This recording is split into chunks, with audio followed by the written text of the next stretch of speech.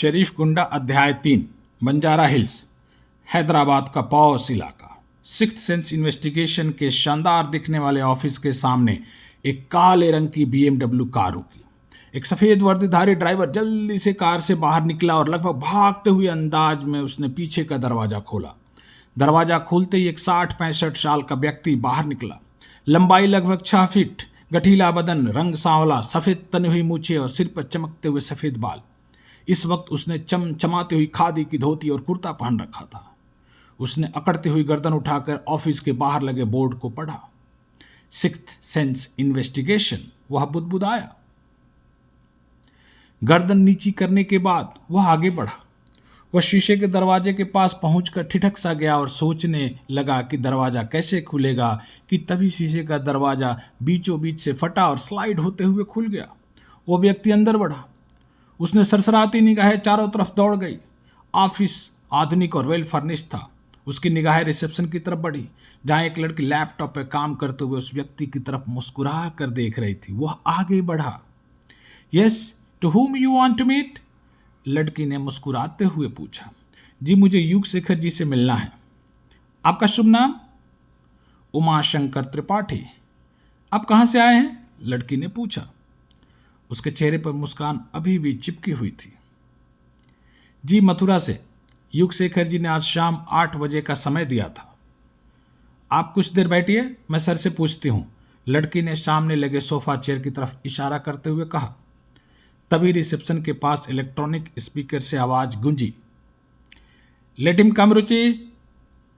उमाशंकर त्रिपाठी मुड़ते हुए आवाज सुनकर एकाएक ठिठक से गए। आप अंदर जा सकते हैं, रुचि ने अंदर की तरफ हाथ से इशारा करते हुए कहा।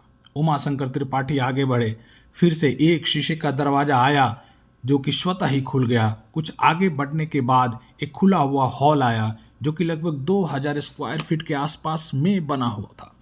इस वक्त जहां उमाशंकर त्रिपाठी खड़े थे वहां से सीधे एक छोटा सा रास्ता जा रहा था, जबकि उनकी बाईं तरफ 5 खुले हुए वेल फर्निश्ड केबिन थे और प्रत्येक केबिन में एक 32 इंच का LCD कंप्यूटर फिक्स था। इस वक्त 2 केबिन खाली थे, जबकि 3 केबिन में से 3 लोग काम में मशगूल थे। उमाशंकर त्रिपाठी ने अपनी दाहिनी तरफ निगाहें दौड़ाई। वहां लेबोरेटरी की ढेर सारी मशीनें दिख रही थी। वह एक जवान लड़की अपने बाएं हाथ से में टेस्ट ट्यूब लेकर कुछ टेस्ट कर रही थी। उमाशंकर त्रिपाठी अब तक युग शेखर के ऑफिस देखकर काफी प्रभावित हुए थे। तभी सामने से एक गुलाबी वर्दीधारी व्यक्ति हाथ में ट्रे लेकर प्रकट हुआ। वो सामने चले जाइए, साहब का केबिन उस तरफ है। कहने के साथ ही वो वर्दीधारी आगे बढ़ गया। उमाशंकर त्रिपाठी बिना कुछ बोले आगे बढ़ गए।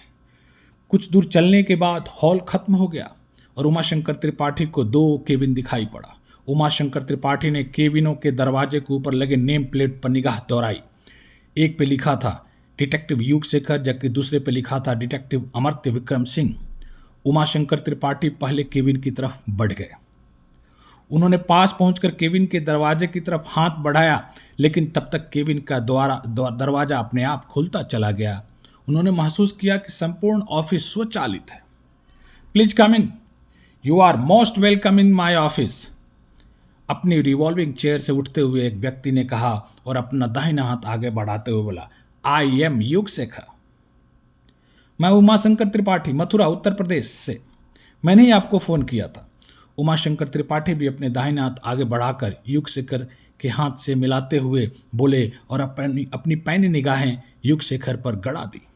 युग शेखर 30 वर्षीय, चुस्त दुरुस्त, गोड़ा चिट्ठा, कद 6 फीट 3 इंच, आंखें स्याह काली, तलवार की धार से निकली नाक, मीडियम काले बाल ऊपर की तरफ संवारे हुए, क्लीन शेव्ड शरीर पर ब्लू सूट, सफेद शर्ट और बैगनी कलर की टाई सूट की जेब में गुलाब का पीला फूल और फूल के साथ में सुनहरे रंग की चमकती हुई कलम, होठों पर विजेताओं जैसी मुस्कान। युग शेखर की पर्सनालिटी से उमाशंकर त्रिपाठी प्रभावित हुए बिना न रह सके। कहिए, आपको किस सिलसिले में मुझसे मिलना है? युग शेखर ने बात के सिलसिले को आगे बढ़ाया। युग शेखर जी, मुझे करीब के मित्र ने आपके बारे में बताया। उन्होंने कहा कि आप एक बार जो केस अपने हाथ में ले लेते हैं उसे खत्म करके ही दम लेते हैं। उमाशंकर त्रिपाठी प्रशंसा भरे लहजे में बोले, यह तो उनका बड़प्पन है जो उन्होंने मेरे बारे में ऐसा कहा। नाचीज को बस इतना नाचिस तो बस इतना जानता है कि अगर मैंने असाइनमेंट अपने हाथ में लिया तो उसे हर हालत में उसके अंजाम तक पहुंचाकर ही दम लेता हूं। युगशेखर ने मुस्कुराते हुए कहा, मैं आपके पास ऐसी उम्मीद लेकर आया हूं। रुपये पैसे की आप परवाह न करें, मुझे मेरे बेटे का कातिल चाहिए। मैं आपको मुंह मांगी फीस दूंगा, उमाशंकर त्रिपाठी ने कहा। फीस तो मैं उतना ही लूंगा जितना मेरे काम का होगा। हाँ, इतना जरूर है कि अगर कत्ल हुआ है तो कातिल मेरी नज़रों से ज़्यादा दिन नहीं बच पाएगा। आप मुझे केस के बारे में तफ्तीश से बताइए, युगशेखर ने कहा। जी, मेरा बेटा यहाँ यानी कि हैदराबाद में सॉफ्टवेयर इंजीनियरिंग की पढ़ाई कर रहा था। वह कॉलेज के हॉस्टल में रहता था जहाँ एक रात उसका विद्यार्थी से कत्ल कर दिया गया। आपके बेटे का नाम क्या था? युगशेखर ने पूछा। जी, कमल त्रिपाठी। अगर मैं गलत नहीं हूं तो यह वही कमल है तो नहीं जो कि software engineering and technology college Moinabad में था, जो कि हैदराबाद के आउटस्कर्ट्स पर स्थित है, उसी में पढ़ता था? युगशेखर ने अपने दिमाग पर जोर देते हुए कहा। जी हाँ, आप दुरुस्त फरमा रहे हैं, लेकिन जहाँ तक मुझे याद है यह 20 दिसंबर की एक रात की घटना है, क्योंकि मैंने अखबारों में इसके बारे में पढ़ा था, युगशेखर ने कहा। आप सही फरमा रहे हैं, उमाशंकर त्रिपाठी ने कहा, लेकिन अखबारों में तो छपा था कि कमल ने आत्महत्या की थी। वह किसी लड़की के एक तरफा प्यार करता था और लड़की ने जब इनकार कर दिया तो दुखी होकर उसने अपनी जान दे दी।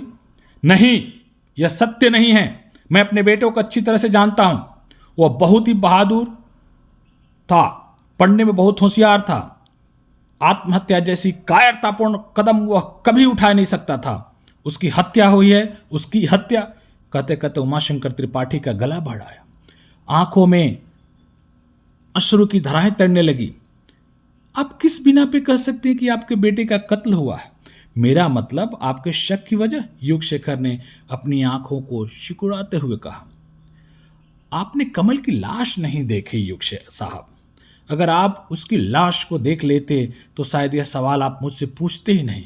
बहुत ही विभत्व तरीके से उसका कत्ल किया गया था, ऐसे जैसे मेरे भोले भाले लड़के से कोई बहुत नफरत करता हो।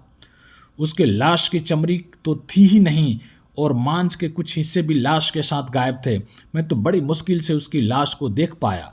अब आप ही बताइए कि जो आदमी आत्महत्या करेगा वह फांसी लगाएगा या फिर अपने आप को जला लेगा, पानी में कूद कर जान देगा, या फिर जहर खाएगा, लेकिन अपनी चमड़ी तो नहीं उधेड़ेगा। पुलिस ने उसके मौत को आत्महत्या का नाम दिया है। इससे साफ जाहिर है कि पुलिस किसी को बचाना चाहती है। उमाशंकर त्रिपाठी के लहजे में एक बाप के दर्द की कशिश थी। ओह, युगशेखर ने होठ गोल किए। आप इत्मीनान से रखिए, मैं अपने बेटे कमल के केस के छानबीन करूंगा। अगर कत्ल हुआ है तो मैं आपको विश्वास दिलाता हूं कि कातिल ज्यादा दिन तक बच नहीं पाएगा। युगशेखर ने एक एक शब्द को दृढ़ता से कहा। मुझे आपसे यही उम्मीद है। आप अपनी फीस बोल दीजिए, मैं अभी आपकी फीस का भुगतान कर देता हूं, क्योंकि मुझे मथुरा जाना है, वहां मेरी पत्नी अकेली है।